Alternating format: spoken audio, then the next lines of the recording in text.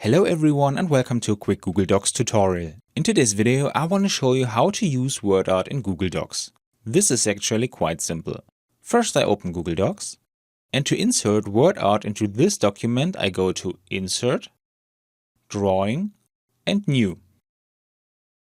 Here I click on Actions and find WordArt. Now I have to enter the text that I want to use as WordArt and press Enter.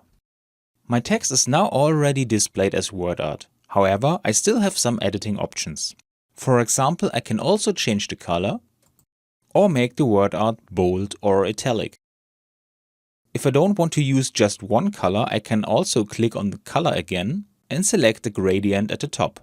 In addition to ready-made color gradients, a completely individual color gradient is also possible. For this tutorial, I will just use a green color gradient. And that's all I want to do for editing my WordArt. To insert the WordArt into Google Docs, I click on Save and Close.